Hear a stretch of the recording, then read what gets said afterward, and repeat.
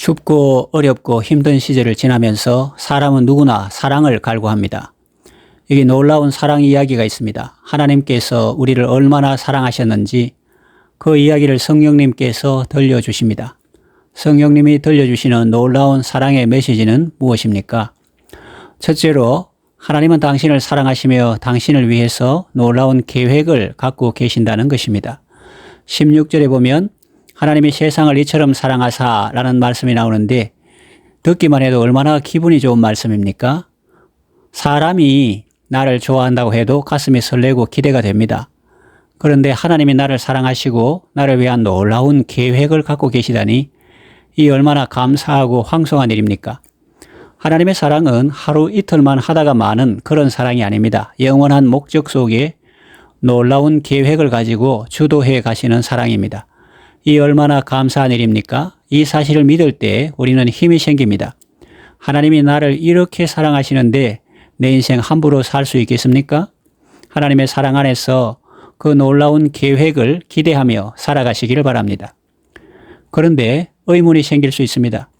하나님이 나를 사랑하신다면 왜 내 인생은 이리 고달픈가? 내 삶이 잘 풀리지 않고 왜 이리 꼬이는가?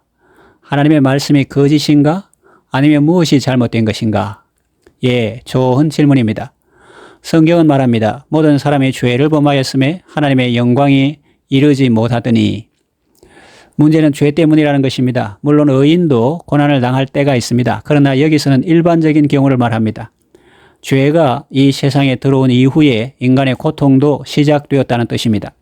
하나님은 나를 사랑하시고 놀라운 계획을 갖고 계시지만 우리의 죄 때문에 우리가 하나님의 영광에 이르지 못하고 절망과 고통 가운데 있다는 것입니다.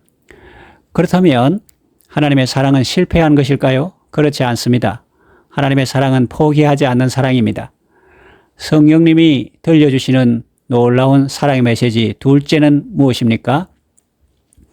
하나님은 우리를 구원하기 위해서 자신의 독생자를 주셨다는 것입니다. 16절에 하나님이 세상을 이처럼 사랑하사 독생자를 주셨으니 라고 했습니다. 우리를 사랑하시는 하나님은 우리를 위해서 많은 것들을 은혜로 주시고 선물로 주셨습니다. 우리가 이 땅에 빈손으로 왔지만 지금 우리는 많은 것을 가지고 있고 또 누리고 있습니다. 햇빛도 주셨고 공기도 주셨고 비도 주셨고 아름다운 가정도 주셨습니다. 그러나 이것만 가지고는 사랑의 목적을 달성할 수 없음을 아시고 특단의 조치를 취하셨습니다. 죄의 문제가 해결되지 않고는 인생이 참 행복과 영생에 이르지 못할 줄 아시고 하나님 편에서 우리에게 다리를 놓아주셨습니다. 이 땅에 독생자를 보내주신 것입니다. 감옥에 갇힌 죄수에게 가장 필요한 것이 무엇일까요? 죄에 사면 받는 것이요 감옥에서 해방되는 것입니다. 우리는 허물과 죄로 죽음을 면치 못할 인생들이었습니다. 감옥에 갇힌 죄수와 같이 절망의 거인과 죽음의 공포 속에서 하루하루를 보내고 있었습니다. 그런데 예수님이 오셔서 죄인인 내가 받아야 할 형벌을 대신 다 받으시고 의로우신 예수님이 누릴 복을 우리에게 다 주셨습니다. 세상에 이보다 더 기쁜 소식이 어디 있겠습니까? 구주 탄생은 죽을 운명에 처한 인생에게 그저 그렇고 그런 선물이 아니라 결정적인 생명을 주는 하나님의 최고의 선물입니다. 허물과 죄로 죽을 수밖에 없는 우리 인생을 위해 독생자를 선물로 주신 하나님께 감사와 찬송을 드리는 여러분 되시기를 바랍니다. 성령님이 들려주시는 놀라운 사랑의 메시지 셋째는 무엇입니까? 하나님은 예수님을 통해서 우리에게 영생을 주신다는 것입니다.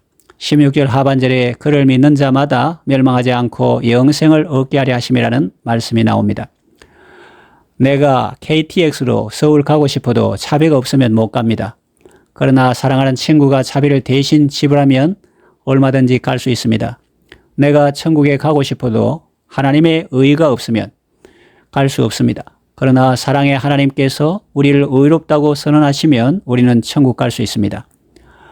아까 사람이 죄 때문에 멸망한다고 했습니다. 이 시점에서 좀 더 정확하게 말씀드리고 싶습니다.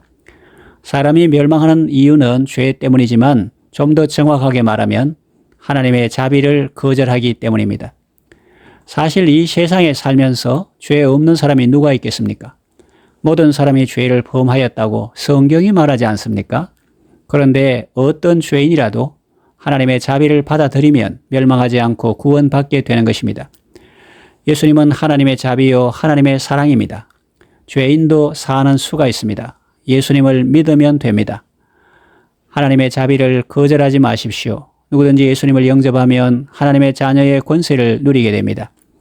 예수님의 이름으로 마귀를 이기고 귀신을 물리치고 절망을 이깁니다. 언제나 예수님의 이름으로 승리하고 예수님 안에서 평안을 얻고 행복을 얻습니다. 그러나 하나님의 자비를 거절한 사람들은 마귀 종노릇하는 데서 벗어나지를 못합니다.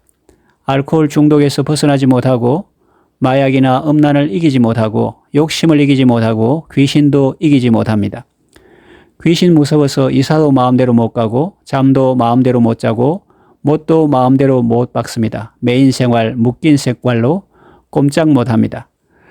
예수님을 영접하면 이 모든 사슬에서 해방됩니다. 예수님이 우리 대신 저주를 다 받으셨다는 사실을 믿고 기도할 때 하나님의 은혜를 받고 복을 받게 되는 것입니다.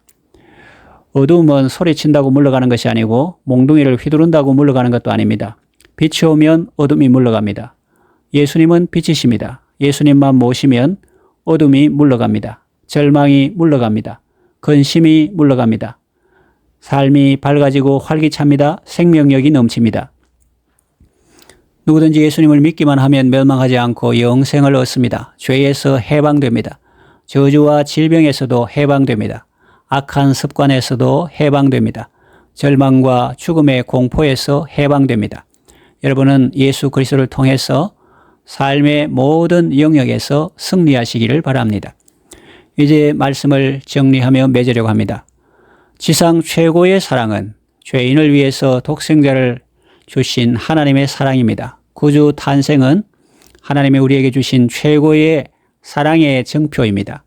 하나님께서 아들을 세상에 보내신 목적은 세상을 심판하기 위해서가 아니라 구원하기 위해서입니다. 누구든지 예수 믿으면 멸망치 않고 영생을 얻습니다. 예수님을 영접하시고 예수님과 함께 영원한 생명을 누리시기 바랍니다.